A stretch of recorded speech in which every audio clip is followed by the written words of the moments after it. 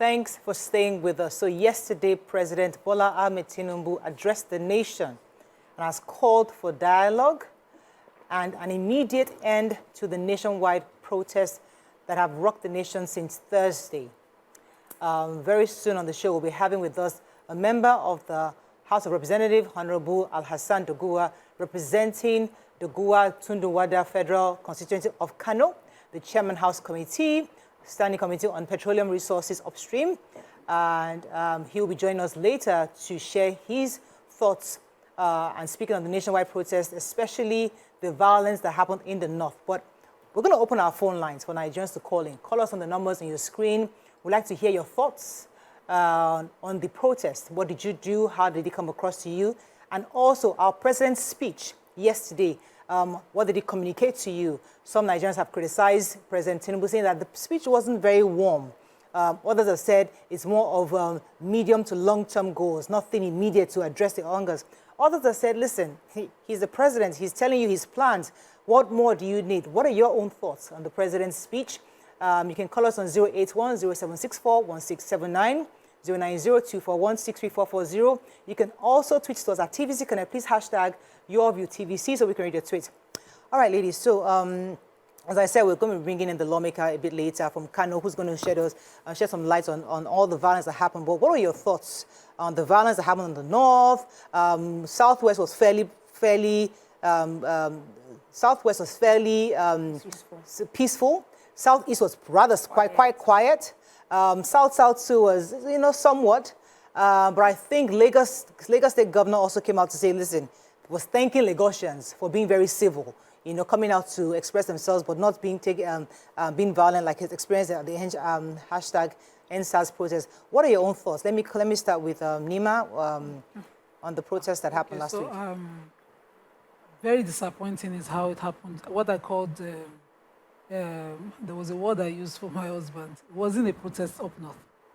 It was, daylight robbery up north. Because from day one, you see pictures, especially of Kano. Now, if Kano were protesting and they had voted the party in government, I would understand. Kano is a different party up north. It's the NNPP. So what exactly were the grievances of these guys? Like somebody just told them that today, nobody go cash you. Go outside and rob.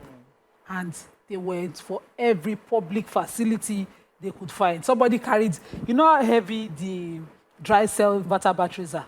I could never lift one even with assistance in my house. Somebody single-handedly lifted it on his head.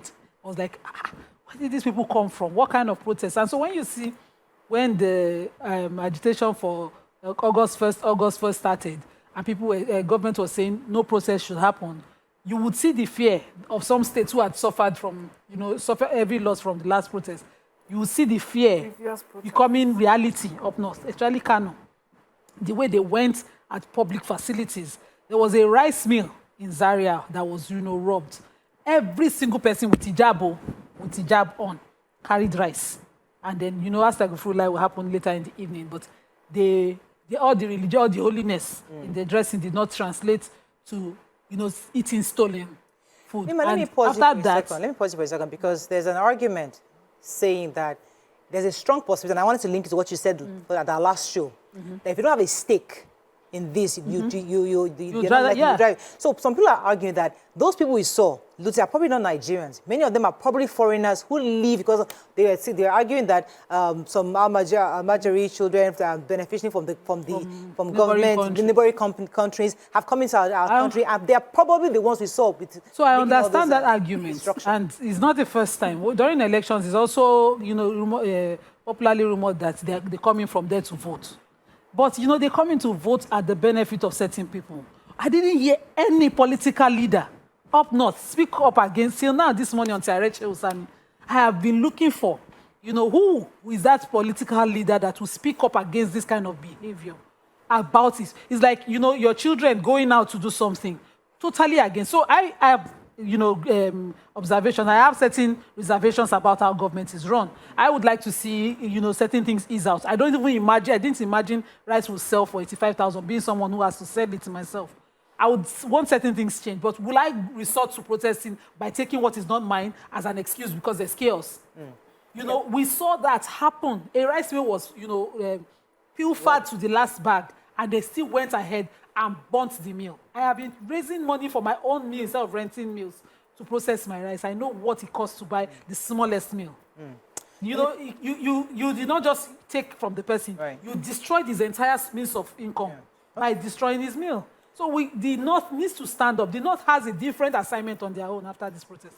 Mariam, want to jump in? Yes, I do. I actually want to jump in because you spoke my thoughts. You know, this was a conversation that we had in our house fully about how the protest panned out, especially in the North. So, first of all, you know, for Plateau State, on the first day, people came out and they marched. It was quite peaceful.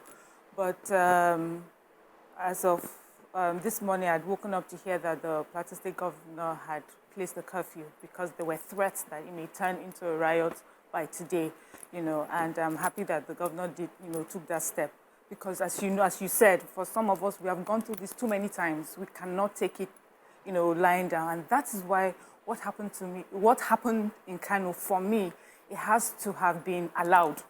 That's how I see it. People were supposed to come out and protest. We agree. Everything that that Nigerians are talking about, I'm a Nigerian, part of it. I know there is hunger, things are tough. But many Nigerians across the country came out and they protested, they marched, they spoke their truth.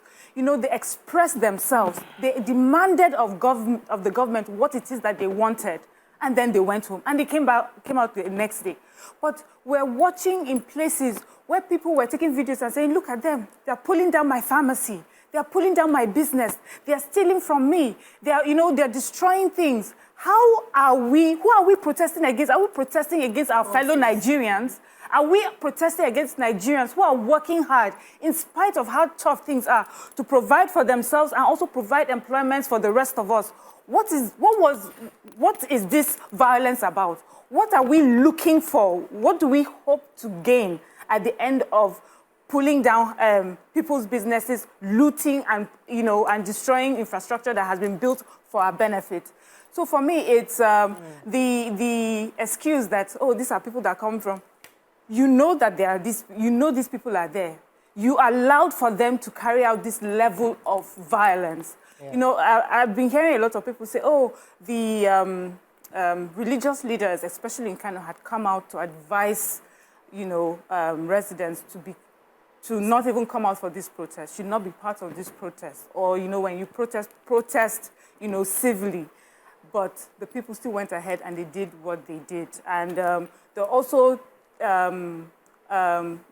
stories that the governor of Kano State was, sort of in his rhetoric backed, the coming out of this protest. So what I'm trying to say is that there's nothing wrong with coming out for the protest. I'm happy. I mean, look at River State. I was concerned about River State, but they came out and they protested because they understand that to burn down things and to pull down any infrastructure, they'll be doing it to themselves. Right. It will be against them. But they came out and they expressed themselves. So what is so hard, that the North could not do that, make that kind of protest? Okay. A lot was said during the Buhari regime, which is because of all the banditry going on, the kidnapping, a lot of things that were going on. And we're saying, where's the Northern voice? Where are the Northern youth? Why are they not coming out to speak? And they were quite silent. So I'm asking the question, was this really about the protest, or was this really about alliances or things that we have towards the different political groups? And in the end, for me, the major thing is it's about us in the end. When you pull down infrastructure, when you loot people's businesses, you're doing it to yourself. You're not doing it to any government official. You're not doing it for any party. You're not doing it for any religious group. Right. You're doing it to your fellow Nigerians. Okay, let me come to you, Tokwe. Your thoughts on the protests that happened across the nation. I know we've concentrated a bit on Kano, but there are other states. There was violence in Gombe, violence in Kaduna, and some other states. And, and they were rather peaceful in the south. And we had a bit of skirmishes here and there. But what are your thoughts on the protests in general? I want to first start on the positive note of the fact that appreciate all those who protested in the peaceful areas. I want to appreciate everyone who came out to protest, who focused on the goal.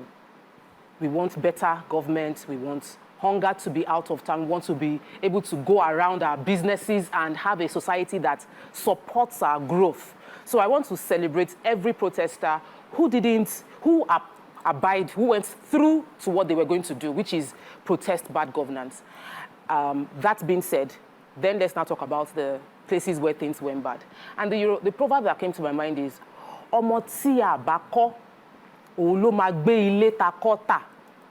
Ọmọ tí a bá kọ́, òun ló máa gbé ilé ta bá kọ́ tà. What it means is, if you don't train your child and you build a house, the child you did not train will sell the house that you built. For me, that is what is happening in Nigeria. The child you did not raise is now destroying the houses that you have built. Let's not just be pointing fingers at the protesters without pointing fingers at the people that did not raise the protesters. Because if you do not train and raise these people to value life, you do not honor these people. See them kneeling down in front of water and tear gas. These people are willing to die. They don't send. There was no value for their life. So when you do not raise these children, they will become the ones that will haunt you in future. So we spent billions of naira building infrastructure, and we do not ensure that the people that will be using those infrastructure appreciate the investment you have made for them, and they understand with compassion that you are on a journey with them. They will come and do what they have done. I saw a video of 2 boys on traffic lights. I was like, you sit on a traffic light, you can fall down and die. But the person is not concerned. He's not seeing that this traffic light is preventing accidents from happening. He's seeing that this traffic light is why I'm not eating. Instead of government to give me food and build school for me, they are doing traffic lights. I will break the traffic lights. For whatever reason justifiable to them. These are human beings who have chosen not to see good because they have not been brought up to see the good. I would not, for any reason, destroy property. Many people that are not destroying property are educated. They value their life. They know they have something worth living for. They won't do it. So let us address the issue of why we have so many young people across this place that have nothing worth living for, that they'll be willing to face being shot just because they want to voice their opinion. Whether we all agree what they did was wrong, but can we address why they got to this point that they would think destroying property is something worth doing? Okay, so I mean, I like the conversation because it's always good to see all sides, a 360 view. There are also the line of thought that's saying that government sponsors some of this thuggery. I mean, I have in fact some of these groups, and they'll say, "Oh, it's not them, it's not the politicians that'll call the talk and destroy people's shops just to show aggression." And I'm thinking to myself, is that even possible? I mean, we saw. I mean, I know it's possible, but the thought that we believe that Nigerians can be paid to, what would the politicians get in doing that? Did you come up with those? Did you come across those? There are collateral damages now. You can decide to say because you want it to look like the government is not doing anything, the opposition party can pay somebody to destroy things.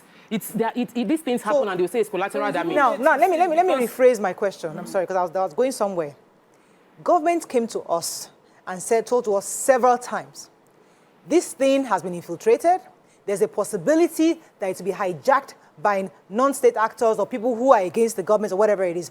They warned us, but we didn't listen because it's our constitutional right to protest.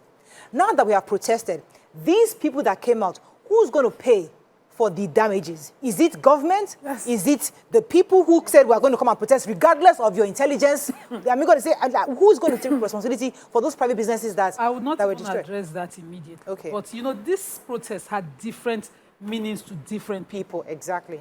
To the take it back movement, take government back. To the people who thought everything was hard, end bad governance. To the people who thought everything was hard, end hardship in the land. Some people end bad governance because they considered the largesse, the wastage as bad governance.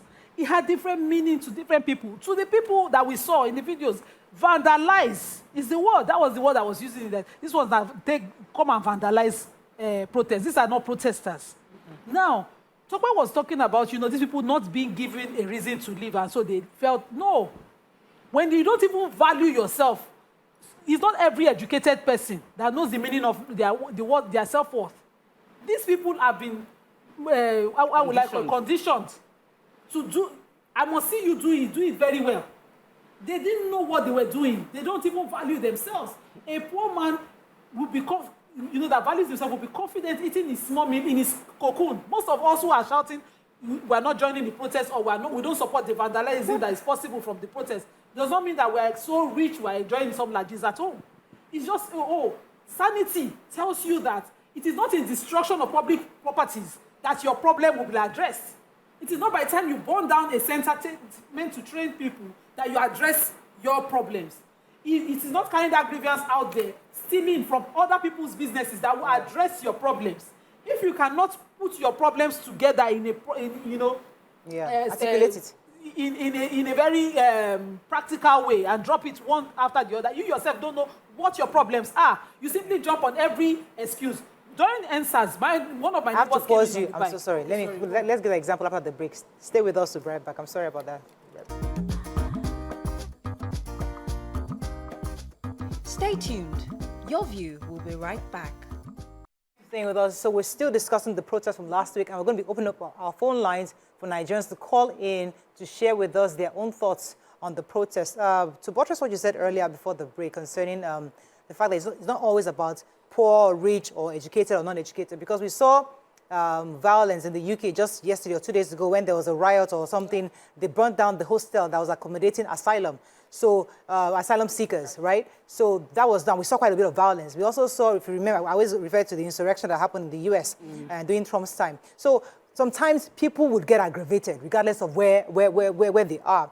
But the truth is that my own, and you guys have not answered my own question, because I feel that we don't believe in government. Yes, many of us are totally jaded when it comes to government. There's nothing they say that many Nigerians listen to. It's like they're talking to themselves. So because we're so jaded, when government says, guys, we have intelligence, please don't go, can you shelve it or reduce the magnitude of your plans? We don't agree, because we believe that they don't want us to exercise our constitutional right. Now we've seen the damage. What lesson can we deduce, or can we begin to learn from this entire experience, that when government speaks, do we still ignore them, or do we realize that, listen, some people's private businesses that they worked all their life were destroyed just because we insisted on exercising our constitutional right? So I want to answer the first question you had asked, which was, are there Nigerians that will actually receive money from government or politicians to, be part of a violent outcome like this? And for me, I don't think it's even about money. Beyond money, it's about orientation. It's the mindset. I've been saying this for a long time, and I'm beginning to believe this, that maybe there is a conspiracy to keep a group of Nigerians undereducated, poor, with little information or not true information, so that at times like this, when we have an agenda or something, we stir them up. There are Nigerians that are hungry. Everybody knows that. We are all hungry. We all are facing these problems. But there are some groups of Nigerians that are not, they're not properly educated in how the government processes work. They are kept, and their mindset, they're usually fed, either they are fed ethnicity differences, they are fed religious differences, they're fed, and then we keep them there. We keep them not so educated, not well informed, just enough to be able to use them. So for me, that is even worse than payment, than handing them cash. And that is why you see, when we are screaming for education all across, this is what we're talking about. We must educate people so that when people stand on, when they stand to take any step, to take any, whether violent or not, it will be because they have made a decision, an informed decision. Not because they have been manipulated into it, not because they have been subjected to such a lifestyle that they feel that this is the only way out. What happened for me in a lot of the places that this violence happened, it wasn't about the hunger. It was about misinformation. It was about misinformation of how government works. That people do not realize that even your governor is part of the the problem. They are talking about all the amount of money that the federal government has sent to your governors. Have you asked them what they've done with the money? Okay, all the palliatives that have been sent to your states, have you asked your governors and your local government chairpersons what has happened to that? You don't even know how it works. And then they will now rally you together and use you and let you destroy yourselves. And they move on with their lives and with their children. Let me take this call. Joseph from Yaba, thanks for calling. You're live. Oh, I'm so sorry for keeping you. Please call the numbers on your screen so that we can hear your views on this topic. Go ahead. So, like Mariam was saying, one of the strong points of education is the ability to think and process, so that you can you can decipher truth from propaganda, so that you can. Education helps you to recognize when you are being manipulated, or when an information is being pushed and a narrative is being pushed to box you into a direction. When before we went on break, Mariam spoke about protesting and we're facing the president. And now I understand. Everybody is like, oh, Tinubu economy. But we must realize something. Our presidents and the structure of governance goes beyond the president. The governors have a role to play. Local governments have a role to play. Commissioners have a role to play. Councillors have a role to play. Even in your ward, and every strata of leadership, getting close to you is the closest person you can protest. But we have focused our attention on thinking that it is Mr. President is the only solution. And that's not true. It's part of the propaganda, and education should help us see the difference. Another thing that I want to highlight in this conversation is the fact that when government intelligence came out, Mariah mentioned it, that she asked the question, government said that we should not protest that, and we went ahead to protest. What is wrong? Me, I feel that the intelligence failed, because if the intelligence was that accurate, you would have seen that there were hot spots of where things could happen, because we saw that there were heavy police presence in some areas, and some areas didn't have that strong enough police presence where these things happen. So obviously, the intelligence was not tight enough to be able to deal with the issue. That's my own opinion, because if you knew there was going to be a crisis and people said they will not stop, then you would ensure that the places where issues can come up, it will come up. We'll blame whatever happens. Can I? Go ahead. Let's talk about it. Because the police came and said, I don't have enough men. I don't have enough people. I can't protect you. So please, this is where I know I can be. But yeah, this is the places you protest. So, but let's go ahead. Defense of the police, no, don't defend them. Really, no. I'm not of the opinion that is. I won't sit down here and say I don't stand on one side, because everything has two sides of the story, and we cannot look at one and ignore the other. The police officer that got killed in the line of duty, sometimes we have personal experience in this thing. On Thursday, Friday night, my husband and Mariah was talking. Mariah said, oh, TVC is protected. Don't worry. There are police officers outside. My husband said, we saw them outside in 2020. And they had to leave. Why? Because you also want to protect your life. What will happen to the police officer that died now? Is the son of somebody? Is the father of somebody? Is the wife of somebody? So the police officers too are at risk. So when we point fingers, because there's people online that were saying that police did not do what they are meant to do, they did not protect property and all of that. What happens to them? Do we have enough to cover up for? Okay, let me pause you. We lost like 4 callers so far in this conversation. We've not even had any callers so far. Let me take this call. Adewale for Mobile Inde. Thanks for calling. Good morning. Good morning. My name is Adewale from Mobile Inde. I've been watching your program, and it's more or less that you are looking at the protesters. Protest. What is the cause of that protest? The protesters gave the government a date that they are coming out, and nothing was done until they came out. And due to the cause of the protest is the champion is hunger. And what I see in this Nigerian government is that there is a gap between the federal government, even state government, even and the people. And just yesterday, they announced 570 billion to share again to the states. Anything sharing in this country is a no-no. It's a no-no. I would like Tinubu to make sure that the refinery in his tenure, they should work. Dangote refinery is there, is facing his own problem with the federal government and the cabal that's behind this subsidy. Adewale, I wanted to ask him a question. Are you still there? Okay, so... I wanted to respond quickly, because you mentioned that, anything sharing. But when the government responds and gives something to the sub-national, it's assumed that those things will eventually get to the... Yes. So I was going to ask Adewale if he wanted the president to be sharing by himself. Maybe that's the best way, best option. I had to share 2 bags of rice over the weekend. My neighbors came to say thank you, and they were like, what is Baba doing for us? And I'm like, this rice I'm giving you, Baba did not know me.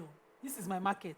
What I'm asking you is that if Baba were to come street by street, will he govern the country again? It's our only problem in the country beyond, our only problem is food. So that he'll just be carrying the 49,000 naira rice door to door. Wow. The governors and the local government chairman, their wards, that is the way we broke the unit, all the way to the common man. Yeah.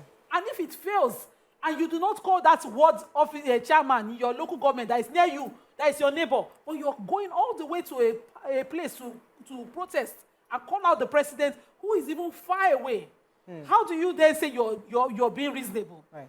Do you understand? The problem now is beyond food. We have bad governance, starting with the state government into the and it's not a matter of lip service anymore. Okay. When we sit down and say, Mr. President, you want to take a call? Go ahead. No, we have to go on a break, but I wanted to finish because When you say Mr. President should go door to door and make sure that these things are done.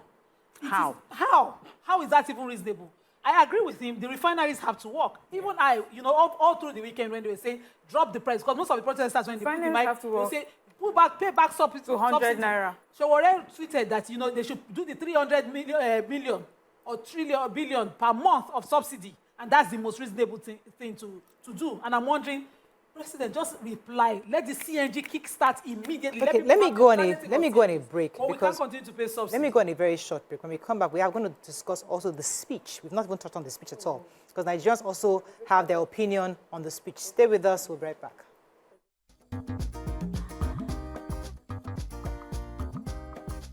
Stay tuned. Your view will be right back.